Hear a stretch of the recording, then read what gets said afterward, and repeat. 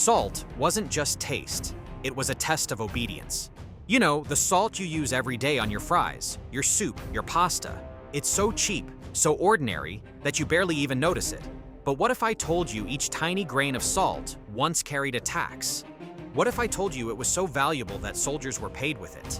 That kings built empires on it, and ordinary people rebelled against it? Salt wasn't just a seasoning.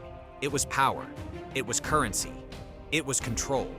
For thousands of years, salt kept civilizations alive, preserving food, sustaining armies, fueling empires. Whoever controlled the salt controlled the people. But that control came at a cost. When rulers began taxing it, salt became a symbol of oppression. The poor couldn't live without it, yet couldn't afford it. Entire revolts erupted from ancient China to medieval France, to British-ruled India. People bled for it. They died for it. And in the shadows, a new kind of empire was born. The salt mafia. Smugglers, rebels, and profiteers turned this simple mineral into black market gold. So next time you sprinkle salt on your food, remember that tiny crystal once carried the weight of rebellion, survival, and greed. Because this isn't just the story of a seasoning, it's the story of how power was preserved, one grain at a time. Today, we're going to uncover the hidden history of salt. Why did it become so precious? Who turned it into a tax? How it sparked revolts worldwide? And how it finally became the cheap white powder sitting on your kitchen table. Ready? Let's go back to where it all began. Salt did not always mean wealth, power, or tax. In the beginning, it meant only one thing: survival. Biologically, the body cannot live without salt. It helps the brain send signals, makes muscles contract, and keeps water balanced. Without it, blood pressure drops, nerves stop firing, and muscles fail. Early humans didn't know this scientifically, but instinctively, they understood. Hunters got salt from the meat they ate. But when humans began to farm, living on grains and vegetables, their food no longer carried enough salt. Suddenly, survival required discovery. At first, sources were found by chance. People tasted the sharp, satisfying crust left behind by dried ponds. Others learned to boil seawater for crystals. In mountain valleys, some found ancient salt rocks. Oceans turned to stone. Then came another revelation. Salt could preserve food. Covering meat or fish in salt pulled the moisture out and stopped decay. For the first time, people could store food for the future. In a world without refrigeration, this was nothing short of revolutionary. The earliest salt production dates back to 6000 BCE. In Romania, Neolithic people boiled salt-laden spring water in clay pots. Around the same time in China, early communities did the same. These first salt works showed that humanity had begun to recognize salt's power. Communities formed around salt sources. Solnitsata in Bulgaria, one of Europe's oldest towns, was built entirely around a salt production site. But not everyone lived near salt. Scarcity made it precious. People began carrying it across mountains, deserts, and rivers, creating the world's first great trade routes. In ancient Rome, the Via Salaria, the Salt Road, carried salt to the capital. In Britain, towns like Northwich and Droitwich traced their names to ancient salt springs. In Egypt, the Natron Valley provided salt for preservation and for mummification. As salt moved, so did power. Rulers realized that controlling salt meant controlling life. Whoever owned the mines, the pans, or the trade routes held the fate of others. Empires guarded their sources, taxed merchants, and collected their dues. Humanity often believes discovery brings freedom. But salt did the opposite. No longer a gift from the earth. It became the property of kings. And from that moment, the story of salt was no longer about survival. It became a story about power.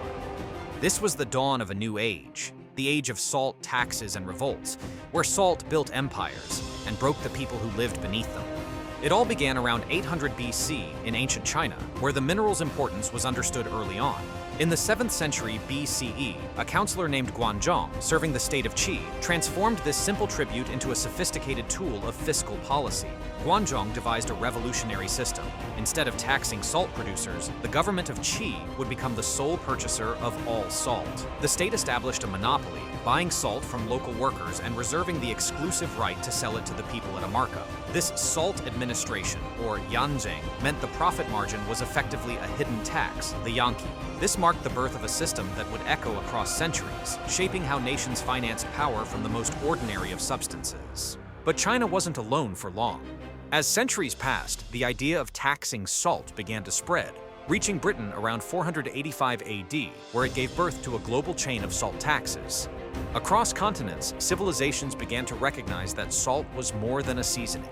It was power. The Romans had left behind their salt works and the craft of curing fish and meat with salsamenta. By this time, English coastal communities were refining that legacy, salting vast quantities of fish to feed travelers, merchants, and armies. Centuries later, that same tradition would sustain sailors during the Age of Exploration. What began as a necessity became an opportunity, one that rulers soon realized was worth taxing. The roots of a global pattern had begun to grow. Over the next centuries, salt taxes spread across Europe, evolving from a source of revenue into a symbol of control. By the 14th century, France would take this idea to its extreme. Of all the salt taxes in history, none was more infamous than the French Gabelle. It stood as a monument to fiscal injustice, a system so oppressive and irrational that it helped spark the French Revolution. The term gabelle originally referred to taxes on various commodities, but by the mid-13th century, it meant only one thing: the tax on salt. Made permanent by King Philip VI in 1341, it was yet another attempt to finance a war. To make matters worse, in the most heavily taxed regions, the state enforced the sel de devoir, the salt duty. Every person over the age of 8 was legally required to buy at least 7 kilograms of salt a year at a fixed, exorbitant price. As the salt tax tightened its grip, the gap between the rich and the poor began to widen. This gave birth to a monster, the salt mafia. A violent underground war over salt began. An entire class, the faux sauniers, or false salters, emerged to smuggle cheap salt from exempt regions into heavily taxed ones. It became a desperate trade. Men, women, even children stuffed salt into their clothing, or trained dogs to carry contraband across borders. The state's answer was brutal. Enforcement was handed to the Ferme General, a powerful tax-collecting corporation whose armed agents hunted smugglers without mercy. The punishments were horrific: imprisonment, the galleys, even death. By the late 18th century, thousands were arrested or executed every year for salt-related crimes. But France's faux sauniers were not alone. As we move forward, you'll see more shadow networks rise, wherever salt was taxed, controlled, or denied to the people who needed it most. And soon, these hidden networks would no longer hide. What began in the shadows was about to erupt into the streets. And it began with Spain's Biscay Salt Revolt, from 1631 to 1634, barely a century after France's Gabelle. In the Basque province of Biscay, King Philip IV's minister issued a royal decree, seizing all local salt stocks and raising their price by nearly half. It was a direct assault on Biscay's ancient tax privileges, and its people would not stand for it. The reaction was swift and violent. For 3 years, the province was engulfed in riots. Royal officials were assassinated, and government assemblies were blocked by protesters. The monarchy eventually crushed the revolt in 1634, arresting and executing its leaders. Yet the resistance was not entirely in vain. In a rare concession, King Philip was forced to withdraw the hated tax order. After the upheaval in Spain, the next country to join the ranks of salt revolts was now Russia, Moscow, in 1648. Just over a decade later, Tsar Alexei's government, desperate to refill its treasury, replaced local taxes with a single universal levy on salt. The logic was simple. Everyone needed salt, so everyone would pay, but in practice, it was disastrous. Prices soared overnight. The poor could no longer afford to preserve their food, while elites found ways to evade the tax. Frustration turned to fury. In June 1648, Moscow erupted. Angry crowds stormed the Kremlin, demanding justice. Ministers were dragged out and murdered. Buildings were burned. Even the Tsar was forced to exile his most powerful advisor, Boris Morozov, to calm the mob. Despite revolts erupting across the world, the ripples of salt taxes continued to travel, moving across Europe. The next country to feel the weight of royal taxation was England in 1693. Across the English Channel, Britain's national salt tax began, much like France's, as a tool of war finance. King William III, locked in a costly war against Louis XIV of France, was desperate for funds. As part of a broader financial revolution, Parliament devised a host of new taxes to support the military, and salt was a prime target. A new duty was levied on both foreign and home-produced salt, collected at the point of manufacture in the great salt-producing centers of Cheshire. Think the first salt tax in England was already too much? Well, wait till you hear this. Just 3 years later, in 1696, William III doubled it to fund his wars. But there was a catch. The tax didn't apply in Ireland. That tiny oversight created a massive loophole and sparked a booming shadow economy. English rock salt from Cheshire was shipped duty-free to Ireland, where coastal refineries thrived. Soon, cheap, untaxed Irish salt flooded back across the Irish Sea, undercutting legitimate producers in England, Wales, and Scotland. The trade grew so massive it crippled local industries. A stark reminder that flawed tax policy can unleash forces a state cannot control. In the long, turbulent timeline of salt taxes and revolts, by the 1780s, there was finally a glimmer of positive change. France, a nation pushed to the edge by bad harvests, royal bankruptcy, and decades of oppressive taxes, was about to witness a historic victory for its people. Among the grievances that sparked unrest was the gabelle, the hated salt tax. Across the country, in the Cahiers de Doléances, citizens listed their complaints, and almost everyone demanded an end to the tax. In March 1790, the new National Assembly answered the call. The gabelle was abolished entirely, a tangible, powerful victory for the people. More than just a tax gone, it became a symbol that the old world was collapsing and a new era was beginning. But this new era of hope was short-lived because the gabelle came back. In 1806, Napoleon Bonaparte, seeking funds for his vast armies and imperial ambitions, reinstated a tax on salt. The ghost of the gabelle would haunt France for another 140 years, until it was finally permanently abolished in 1945 at the close of another world war. You might be wondering, when did the doom of salt taxes finally come? Let me reveal this to you. It didn't come from revolts or smugglers. So where did it come from? The Industrial Revolution. In the late 18th century, a groundbreaking chemical process was invented by Nicolas Leblanc in France, allowing the mass production of soda ash, an alkali, from common salt. This breakthrough was monumental. Soda ash became a vital raw material for the booming textile, soap, and glass industries, the engines of the new industrial economy. Suddenly, salt's primary economic value shifted. It was no longer just a food preservative. It had become a key industrial chemical. The age of salt taxes finally reached its dramatic climax in British India. It began when a small levy under the Mauryas and Mughals became a weapon of control under the British East India Company. In 1757, after the Battle of Plassey, the company seized the salt works, establishing a monopoly and raising prices, turning commerce into control. By the year 1835, that control became predatory. Taxes were imposed on Indian salt to make it more expensive than British imports. This wasn't policy, this was economic warfare, a deliberate attempt to destroy India's salt-making traditions and create a captive market. Then came 1858. The enforcement of this policy took on a surreal and brutal form. The British built the Inland Customs Line, better known as the Great Hedge of India, a 2,500-mile barrier of thorny plants, 12 feet thick and 14 feet high, stretching across the subcontinent and patrolled by nearly 14,000 men.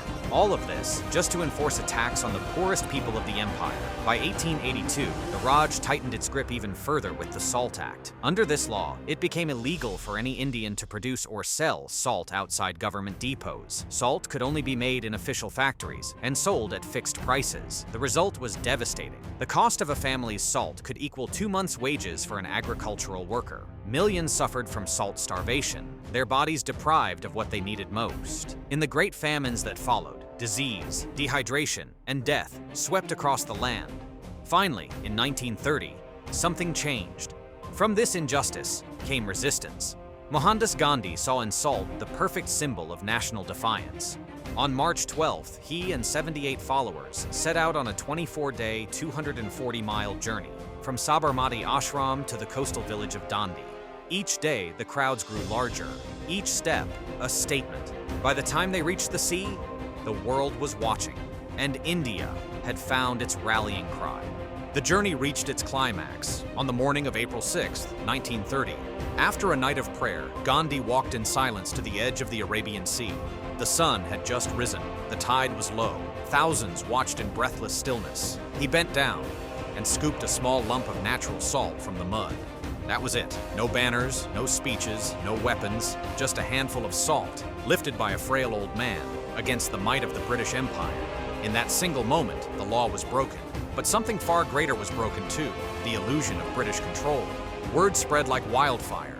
Across India, millions followed his act of defiance. Men, women, children, all began making and selling salt illegally. The empire struck back with fury. Police raided villages, factories, and homes. Over 60,000 people were imprisoned, Gandhi, Nehru, and countless others. But the more they punished, the more India resisted. Then came Dharasana, British soldiers, armed and armored, beating unarmed protesters who refused to strike back. Cameras captured it all. The world saw the truth. The empire's justice was nothing but violence. That image of an empire striking unarmed men for collecting salt shattered Britain's moral authority forever. Gandhi had proven that no empire, no army, no weapon could suppress the will of a united people. The story that began in ancient China and reached its climax on a quiet beach in India finally found its end in the 20th century. For over 2,000 years, salt had built empires, funded wars, and broken nations. But the age of salt taxes, the age of control, was finally fading away. In 1945, France laid its ancient gabelle to rest. 2 years later, in 1947, one of the very first acts of India's new government, standing on the threshold of freedom, was to abolish the salt duty, fulfilling the promise Gandhi had begun. In 1975, Italy ended its state monopoly, and in 2014, after more than 2 millennia, China, the very place where it had all begun, finally brought its salt gabelle to a close. From survival to power, from empire to freedom, the story of salt had come full circle. That image of an empire striking unarmed men for collecting salt shattered Britain's moral authority forever. Gandhi had proven that no empire, no army, no weapon could suppress the will of a united people.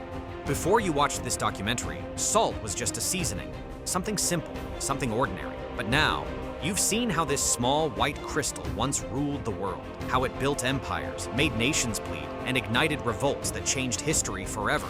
Empires rose, empires fell, all for salt. But history has a strange way of repeating itself, doesn't it? Every age has its own salt, its own invisible treasure that the world fights over. If table salt, the thing sitting on your kitchen shelf, was once white gold, then what will be the next salt of our age? We never imagined a world stopped by a virus, but then came Corona. Masks were just masks, until they became currency. So what if another salt is already here? Something so ordinary, so basic, that we don't even see it. Maybe it's right in front of you, on your table. Or maybe it's not in the mines or the oceans anymore. Maybe it's inside the screens we stare at, the data we trade, the clicks we can't stop giving away. Tell us in the comments, what do you think could be the next salt of our age? Because one day, not too far from now, you might look back and realize you already knew.